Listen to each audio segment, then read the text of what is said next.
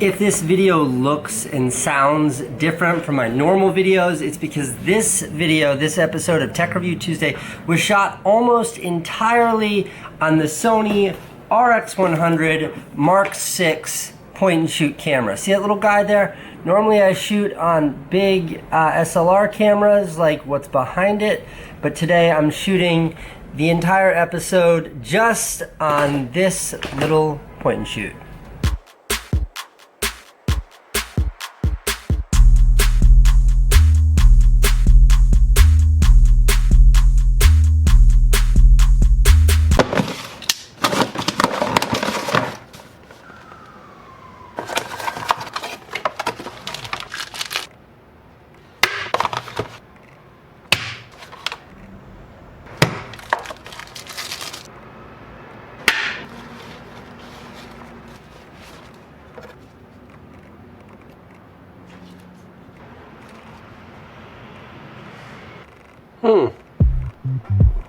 Pretty cool. So I've been using this camera now for about a week, and I can tell you without hesitation, it is by far the best point-and-shoot video camera ever made. So this video isn't about whether it's good or not. This video answers, or tries to answer, one very simple question. Is it worth the absolutely insane price tag of $1,200. $1,200 for a point-and-shoot camera. Okay. I can see you watch me when I doodle. Feeling fly, drinking dry gin with my pot noodles. Smoking herbs too. Staying clean on these mean streets. Always making sure these flows mean something. As far as specs go, this thing is... What is this?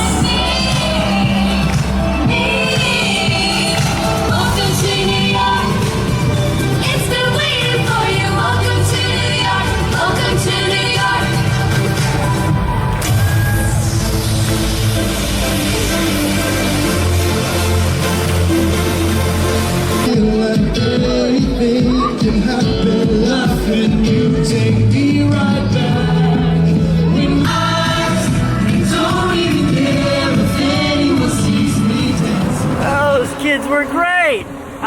As far as specs go, this has all the high-end specs that you would expect, including 4K. This entire video is in 4K. You should switch it over. It also has really, really great high frame recording or slow motion. Ready? This entire next scene right here was shot on this camera at 240 frames a second.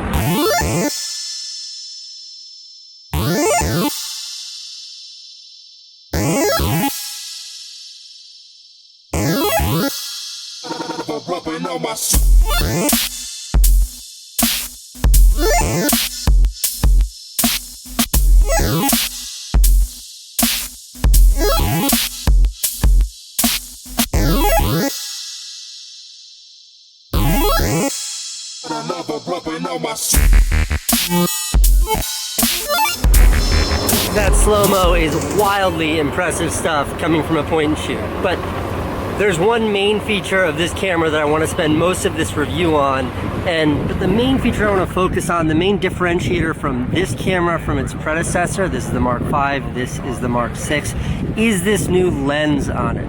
And this lens effectively goes from like this shot, which is about 24 millimeters, it's a wide angle shot, to a crazy 200 millimeter zoom. Watch this, ready? Still zooming. Which effectively gives you like a crazy telephoto lens and a wide angle in one camera that, well, it's this size, that fits in your pocket.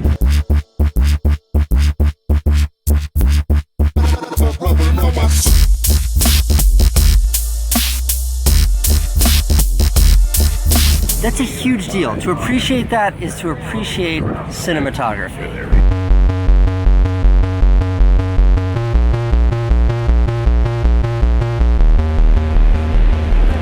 Cinematography 101 with Casey. At its most basic, all shots, all cinematography, all shots fall into one of three categories. First category, the close-up. Close-ups are great for intimacy or emphasis or, you know what a close-up is. Shoot! Shoot!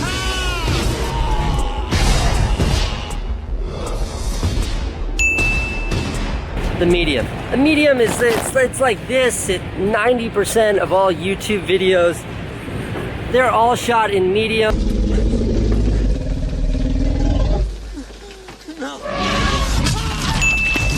Then last is the wide. The wide is the big shot that's meant to show context. It shows where you are.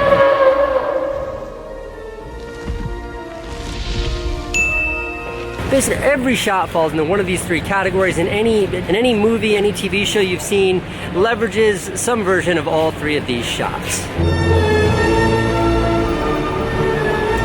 So this is a huge deal, or a huge deal for me for one big reason, and that's that until now, to achieve those three different shot categories, I've had to have a camera like this with a wide angle lens that looks like this, and then if I want to get those long shots, those close-ups or those flat shots, or the shots that show distance or perspective, I had to have a long lens that looks like this. So I guess the $1,200 question is, can this one compact camera replace these three things? And that brings me back to the very question that I posed at the beginning of this video, which is this thing worth $1,200? I really think in order to consider that question, that's so dark question, you have to look at what else you can get for $1,200 bucks. When I think of budgets for like a YouTube camera setup, I think like, what can you do for $100 bucks, for $300 bucks, for $500 bucks? But when you start to get into the $1,000 to $1,200 range, you can do and buy almost anything. For example, the cameras I showed earlier, this is a Canon 80D, this is their kind of crappy but whatever zoom lens, and then this is their super crappy plastic wide angle lens. You can get all three of these camera stuffs, you can get all three of these for the same price as this point and shoot camera. See, on Amazon you can get the 80D with these two lenses and all this other crap for $85 less than this point and shoot. These three things, or you can get this point and shoot camera. And I should say for emphasis that the majority of my YouTube career was built with this camera and these two lenses. You can do almost anything with this. So it's hard to imagine why you would invest your whole budget in a point and shoot instead of buying something more dynamic. Unless your priority is size and compactness. One thing that this camera can do, that an SLR can't do, is fit in the little, look at.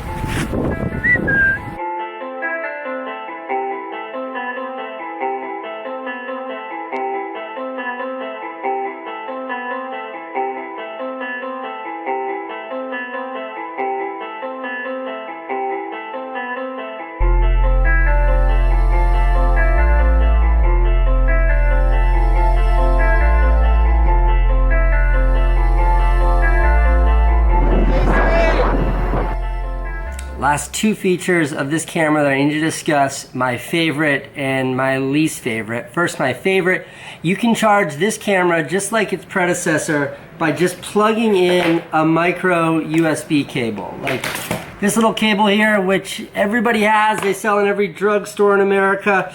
You just plug it in and it starts charging. If you have one of these batteries on the road, this is a feature that should be on every single point and shoot. Sony, thank you for putting this here.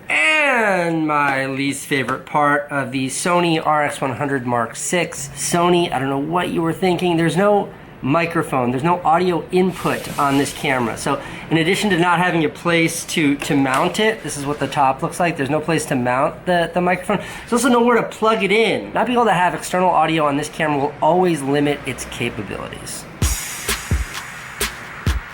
So that concludes my review of the Sony RX100 Mark VI. I hope it was helpful. To answer the question that I started this out with,